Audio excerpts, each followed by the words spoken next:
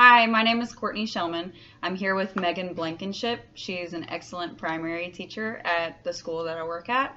I've chosen Megan today to listen in on my action research project presentation because she has a extensive resume of working in intermediate grades and down through primary grades. So I thought that she would be an excellent candidate to listen to this presentation because she has worked in fourth grade, and then she worked in third, and now she works in first grade in primary.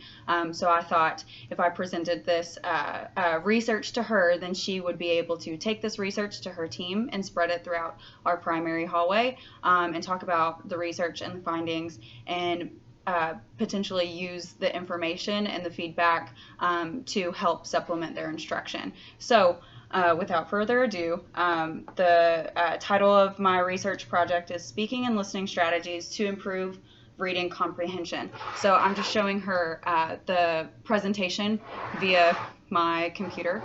So don't mind us, we're just going to be looking this way. Yeah, so here we go.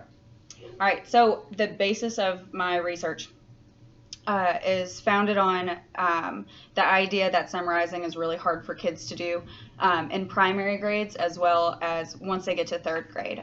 So a little bit of background here is summarizing, as you know, is an enduring skill that is an imperative to human connection and communication. So in the state of Kentucky, you know that we already start to introduce scaffolding for summarization as a method of reading comprehension as early as preschool. A little bit about my background is I taught in early childhood, and we used some of these strategies to introduce reading comprehension, such as summarization and retelling, as early as preschool, and it's definitely something that we use in Oldham County. Primary teachers such as Megan already are using varying strategies. Sorry about that. Such as retelling, sequencing, and identifying important events to provide opportunities for students to meet the expectation of this critical concept within the state, within the Kentucky academic standards before third grade. So the purpose of this research study is based on the fact that despite teachers' best efforts in the general education classroom, by the end of third grade, students are unable to identify and summarize critical information, including theme, main idea, significant details, and cite evidence from different forms of text, either print or digital. This is something I believe Megan already knows because she has taught in third grade, and we taught in third grade whenever she was in third grade. We taught together on the same team, and this was constantly a problem that we were talking about within our PLCs.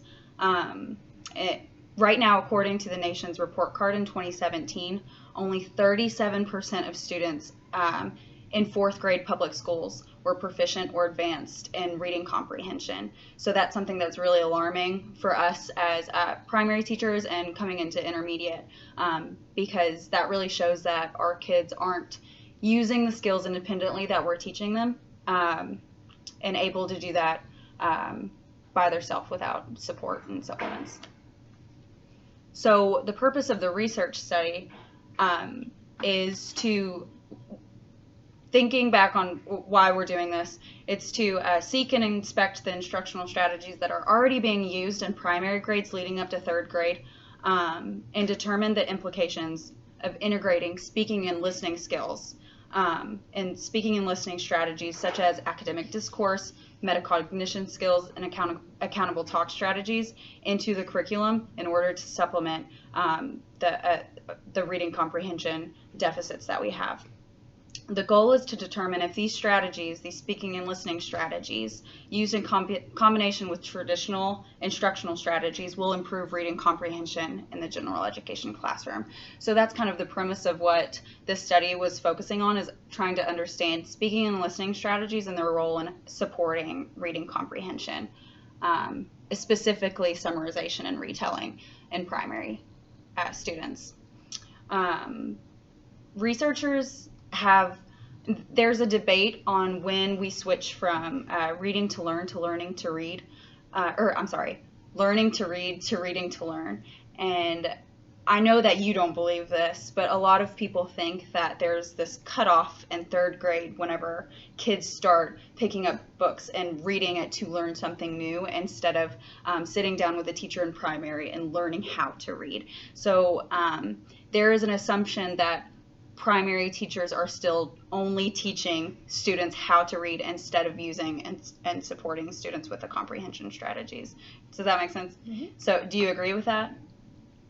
Do you agree that there's still an assumption that third grade is like whenever kids start to switch? Yes, absolutely. So researchers are starting to say, absolutely not, we can't think like that. Right. Teachers still do think like that. I know we don't, but there are teachers that still believe that third grade is the time whenever you start to read nonfiction to learn about science and social studies, and but we need to get rid of that misconception.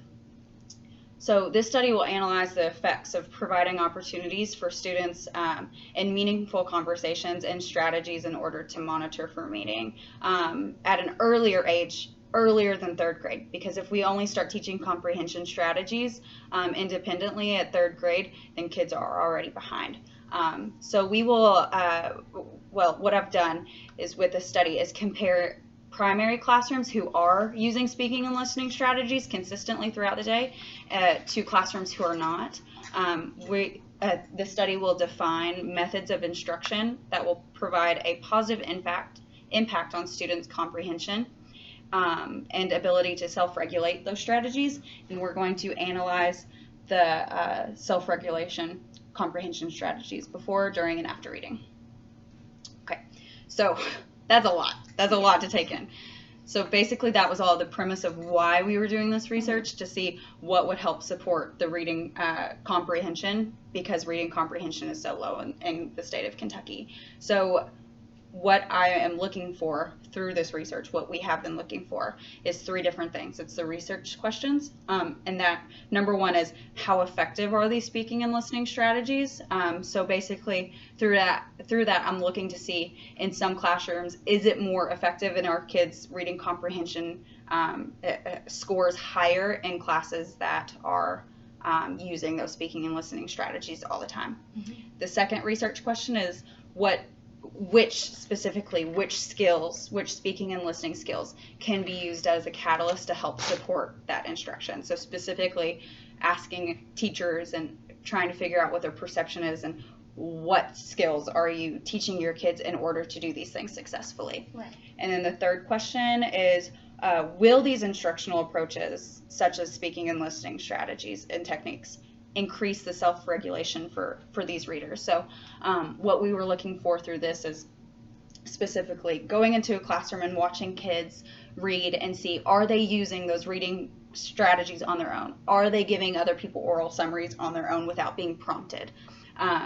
And are those speaking and listening strategies contributing to that effect or not? So we're looking for a few different things. So the next part of this research, this action research plan, is to look around and see in the educational community what is already thought about the processes that we're looking at. For example, summarizing. What are the researchers already saying about reading comprehension? What are the researchers already saying about summarizing? And all of the things that we're looking at, so that we don't replicate it. I'm not looking for something that's already been done. So I did some review of some different research to see if this is even a problem that needs to be solved. And it is evident based on a lot of researchers that reading comprehension, since No Child Left Behind, is a problem that has compounded because there's been a major shift in how we teach reading.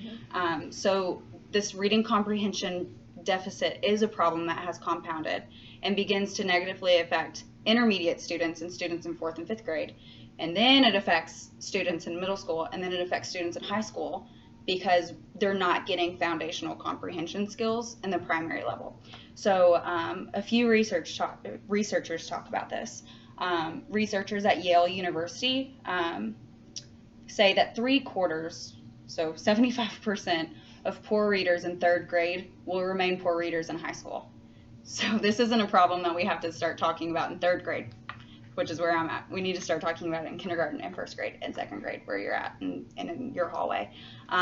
So a possible cause for the misconception is because people still think that reading to learn begins taking place in 4th grade.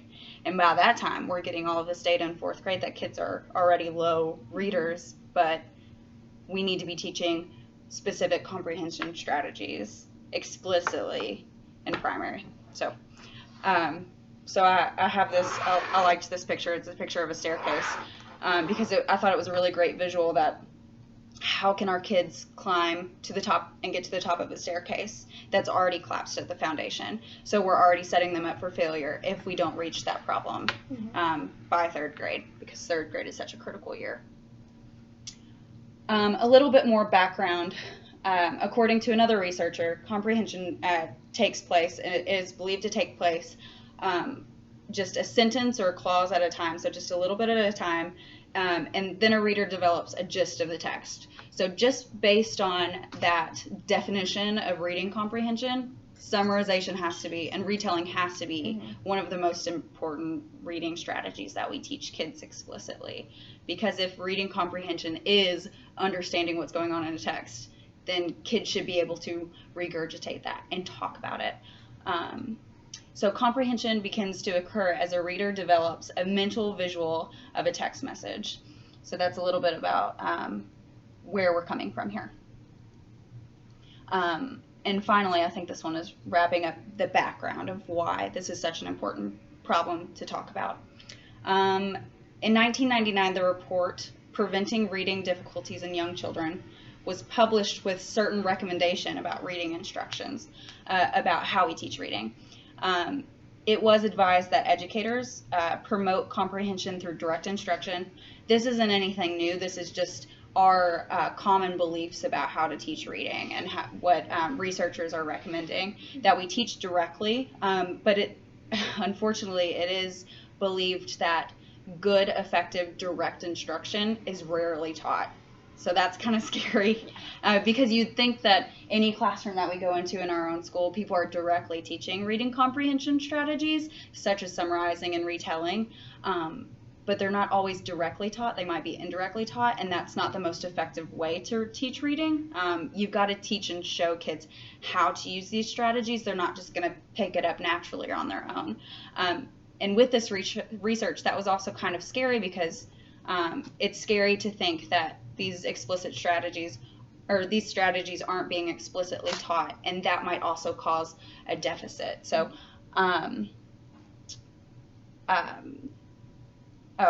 this was just another piece of that research that 10 studies demonstrated positive effects of primary students using summarization and retelling strategies. Summarization and retelling were within the top, I think they were the top 4 reading comprehension strategies that were most important. So that was why I decided to focus on that for the research that I'm about to tell you about. There's a lot of research that goes behind this, and I thought that was it. Hold on. I've already talked about this. There were 16 types of instruction within that study that were proven effective, and 8 were scientifically proven to improve comprehension. And like I just said, summarization was at the top of that list. That was, if we explicitly teach summarization and retelling, then that was scientifically proven to increase comprehension. And it is scary because not everybody is explicitly teaching that. So that's definitely a problem. And to us, this might be already understood what summarization is, but some people don't necessarily know. They might get it confused with paraphrasing or retelling. But summary specifically can be described as oral, so spoken, written, or visual statements, so drawings even. And I know you know that because you teach first. Diagrams that capture important ideas or in an abbreviated form. So in order to successfully and effectively teach students how to produce these different types of summaries, oral, visual, written, there are 2 different phases that we have to implement in teaching these summaries. Okay, so this is the fun stuff, because this is where we actually get into something that you can take away.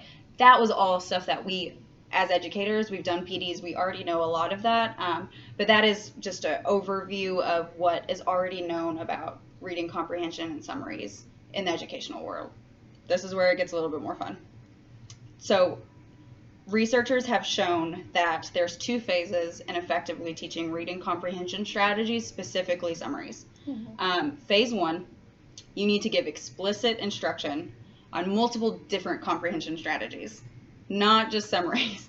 So you need to explicitly teach different types of strategies that might be used in different scenarios when the kids are reading by themselves, so that they can pick and choose which one is the most effective for that chapter that they're reading, or even that paragraph or that sentence. So they need to have a toolbox of different strategies that they can use whenever they're independently reading. So that's phase 1, teach a bunch of different strategies. Within phase 1, the second part, is teachers need to be modeling how to use those strategies using think alouds. And think alouds, there's so much research on think alouds, but they're super important because students can see and hear your thinking, and then they can eventually use that on their own. And then phase 2, as you know, it's just good workshop model, but using gradual release of responsibility, using multiple different strategies. So showing them using a think aloud, and then letting them go and do it with a partner, and a reading partner, and then eventually being able to do that on their own. And then the last part of phase 2 is students independently transferring that use into multiple different settings across different genres of reading. So it is the hope with that think alouds, gradual release of responsibility, and talking through these reading strategies, that the student will be able to use summaries in a natural setting across time.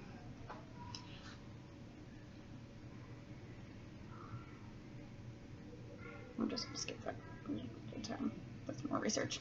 Okay, so for the research that I collected here, there was 3 steps in doing that, in collecting data for this research. The first part was a perception survey, so a teacher perception survey on how we teach reading using these different strategies and if they were effective. So I think you got that one, but so what we did was we asked teachers what their perception was on using these different speaking and listening strategies, how often they use them, if they use them at all, what kind of strategies that they used, and so on, and if they think that it was helpful in boosting their reading comprehension scores. The second part was I looked at DRA scores from all primary classrooms and compared that to the teachers who had a high perception of using speaking and listening strategies, and the teachers who had like a lower perception. So I looked at a teacher who had never used speaking and listening strategies in their classroom and compared it to their DRA scores, and I was able to see if their DRA scores were higher or lower than a teacher who frequently uses speaking and listening strategies. And then the final thing was, and by the way, all of this research was done in the 2018-2019 school year. So the DRA scores are from the spring of 2019. And the final thing was observation of classrooms in the spring of 2019. So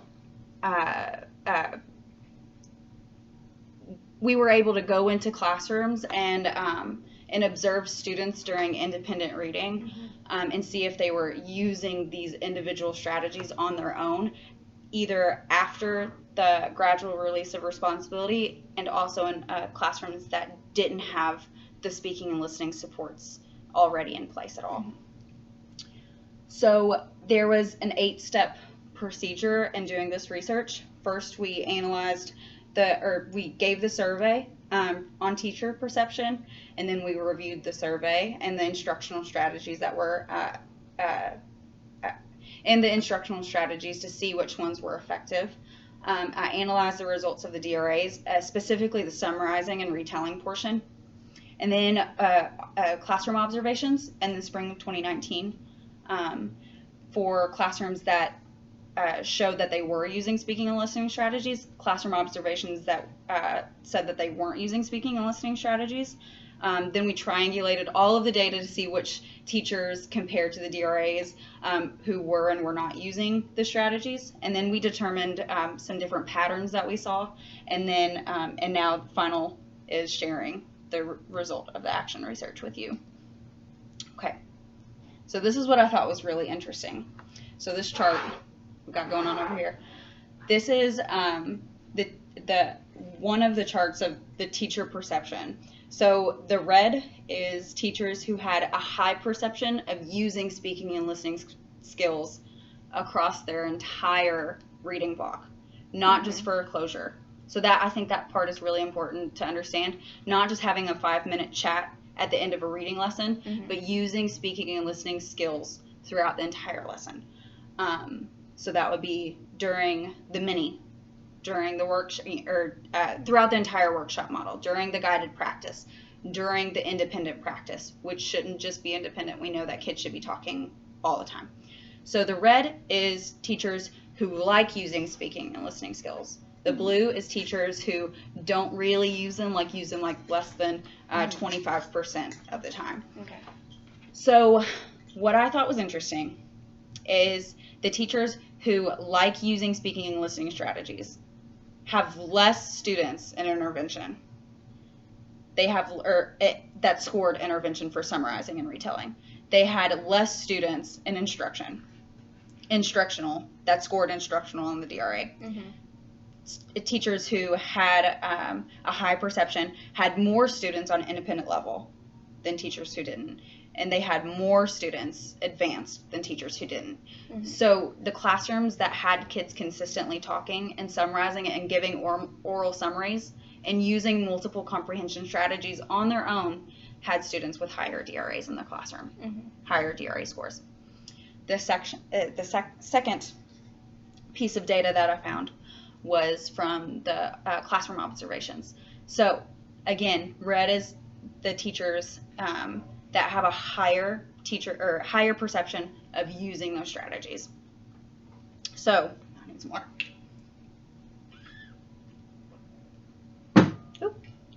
So the red is the teachers that have a higher perception of speaking and listening strategies. And they had, in kindergarten, the teachers who use speaking and listening strategies all the time had a higher amount of students in their classroom using those strategies independently during independent reading time. So if the kids were, doing independent reading and spread out around the classroom, in those kindergarten classrooms that the kids were encouraged to get up and go talk to their speaking and listening partner, they were doing it more often, and they were talking about their reading more often than teachers who didn't encourage as much speaking and listening skills. And this is a pretty consistent piece of data across the board. And every single classroom, teachers who encourage these strategies all throughout the reading workshop model, kids were using these strategies independently more often, which makes sense. Okay, so some more findings from this data is, we interviewed 2 kindergarten teachers, 3 first grade teachers, 2 second grade teachers, and 3 third grade teachers. We have a really large school, so we average about 5 teachers per grade level, so this was a random selection. And we asked them questions like, how often do you use these discourse strategies in your reading lessons? 0% of teachers said that they never use them, which makes sense because I think it's pretty common in our school to use these strategies. But what was surprising was 30% of the teachers said that they only use them 1 to 2 times a week, which is really scary because you should be using them all the time, every single day in every reading lesson. 50% of teachers said that they use them 3 to 4 times a week, which still I don't think is enough. And 20% of teachers said that they use them 5 or more times a week, most likely during every single reading lesson. So these charts here, it's kind of hard to see. They're kind of small. I'm just going to give you the gist. In a 60-minute reading lesson, I surveyed all of the teachers on how many minutes on average students were engaging in academic discourse and student-to-student talk. and it was just completely split. Teachers that had a lot to say about this, and it was very different in each classroom. So some teachers said 0 to 5 minutes, all the way up to 20 plus minutes. So this is something that we could definitely align as a school and have more student-to-student conversations. So it was alarmingly low. In a 60-minute reading lesson, we asked teachers how many minutes on average students were engaged in academic discourse, student to teacher. And this was also kind of split, but the majority of what we found was that students are talking more to their teachers than to their peers. So 50% of those teachers said that they talk to their teacher, whether that be like during guided reading groups or during like mini lessons or whatever. Students are talking most to the teacher, which is also kind of alarming too, because you have 20 to 30 kids in a classroom, and if there's only one teacher and teachers say that they notice that they're talking to students more than students are talking to students, think about how many missed opportunities kids have to share their learning. So I thought that was kind of alarming as well. It was also split on how many teachers encourage using talking stems. So talking stems were sentence starters for students to use during that independent reading practice. Hold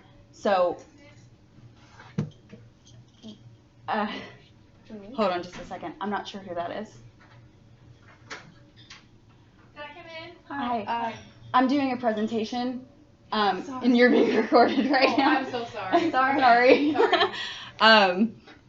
So those talking, I don't know who that was. I do. Okay. So is that okay? Do you need to leave?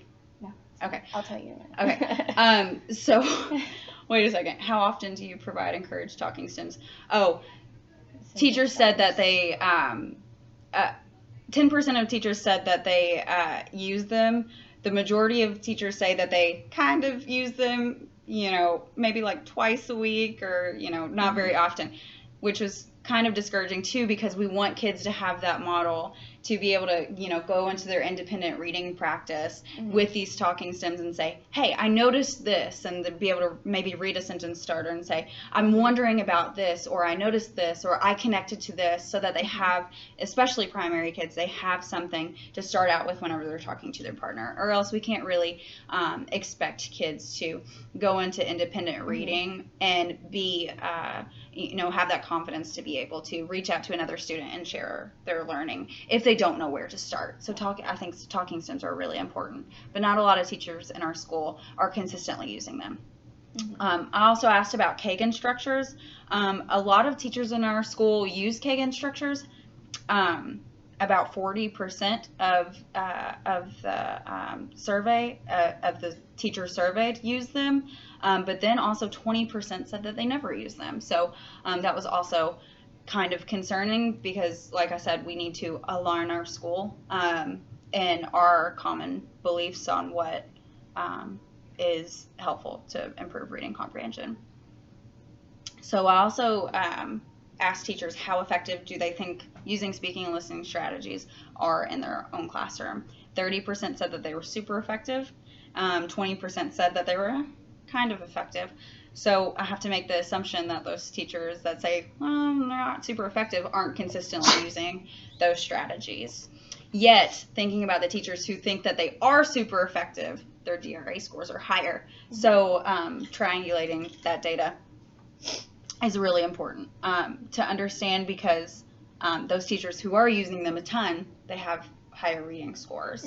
So, and then I also asked teachers how effective they think speaking and listening strategies are in improving self-regulation. So being in that independent reading time and going out and using those summarizing strategies or those reading comprehension strategies on their own. So the teachers who, teachers did think that using these strategies would be super helpful in having kids be able to do it on their own. So if they have those talking stems, or if they use Kagan strategies all the time, that they would be more comfortable during independent reading to go and use those on their own if they're practicing them all the time. So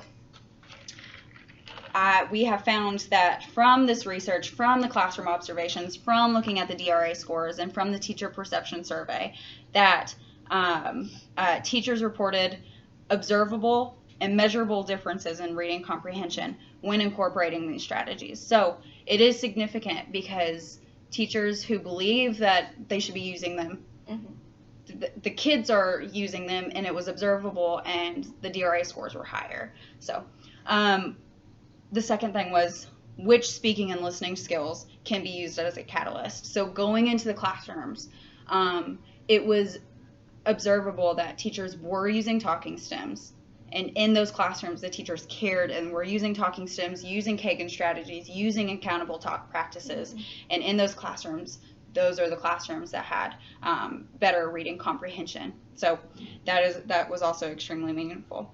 The last research question was, will these instructional approaches, such as the use of speaking and listening strategies that support comprehension, increase self-regulation for students to be using them on their own and whenever they're appropriate? So it was observable that students familiar with these strategies who practice them all the time were more likely to use those strategies on their own during independent practice and across content. So that was also extremely there's people all over the place.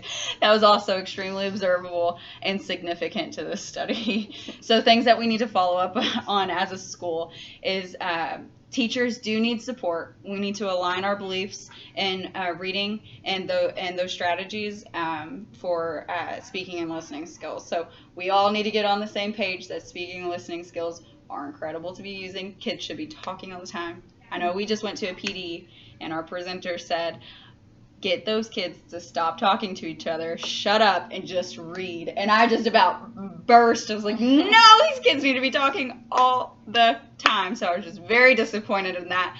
But that just goes to show that we still have this misconception that kids shouldn't be talking all the time, that they should be just shutting up and reading, and that they don't have to be talking in first grade about their reading to each other on the carpet. And it's really hard to let that control go and let kids talk about their reading and notice their reading, especially if it's not with you, because you don't know what they're talking about, but they should be talking. So we need data-driven research. We need data-driven faculty meetings talking about speaking and listening skills. We need PDs on speaking and listening skills, especially Kagan strategies, accountable talk, how to incorporate thinking and talking stems. And we need a whole lot of teacher-peer observations, which I know we started a lot last year, but we need more of that so teachers can see these practices in action. In conclusion, I think I've already talked about all of that, but I do think it's necessary to pursue further research on this, just to identify how these teachers are specifically using these speaking and listening strategies to figure out what they're doing that's so powerful, what they're doing to make these kids actually use them on their own. Because whenever you see kids using them on your own, you're like, how do I make my kids do that? So how are these teachers actually providing this instruction in creating these effects that are so powerful that DRA scores are at such a different level? So, let's see. Yeah, so we definitely need more research on this, but the research study was significant. And here's my references. But do you have any questions based on this information? No, I think you gave me everything. Basically, speaking and listening strategies are super important. Absolutely. And kids should be talking all throughout the workshop. I agree. You agree. I know you agree. So now you need We're to all go a bunch tell of all chatty your Cathys. friends down here. Be a little chatty Cathy and tell all your friends down here to be doing the same thing. Well, thank you for listening. Thank you, Miss Blankenship, for listening. And yeah, thank you so much.